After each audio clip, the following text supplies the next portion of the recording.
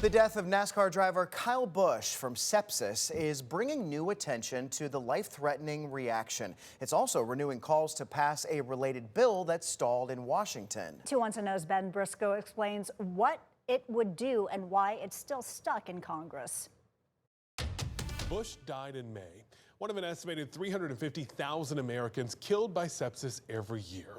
That's when the body's response to an infection spirals out of control and begins attacking its own organs. Sepsis kills more Americans than AIDS, opioid overdoses, and breast cancer combined. Yet legislation aimed at reducing those deaths has been stalled in Congress for nearly a year.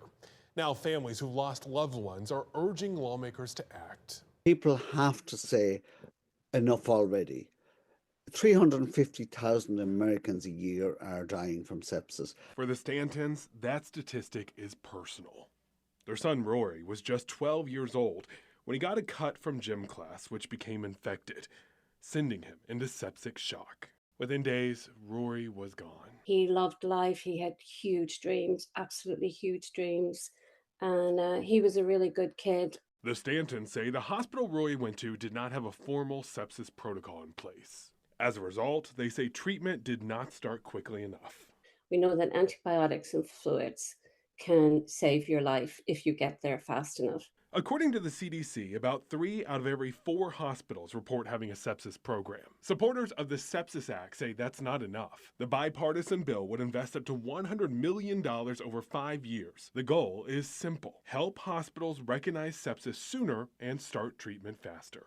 It will task the CDC with expanding education on the condition, establish national information sharing on the best practices, and improve data collection.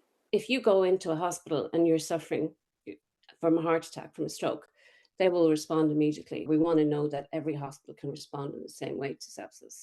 The bill has support from Republicans and Democrats, major hospital groups, and health systems, including Novant Health, who wrote right after the bill was first introduced.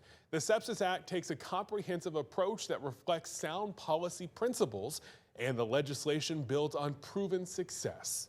Yet it still has not advanced in Congress. The Stantons say what the legislation needs now is a champion. That's why they just wrote President Donald Trump asking him to publicly support the bill. Last week, I also reached out to the White House and North Carolina Senators Tom Tillis and Ted Budd. As of deadline, I have not heard back.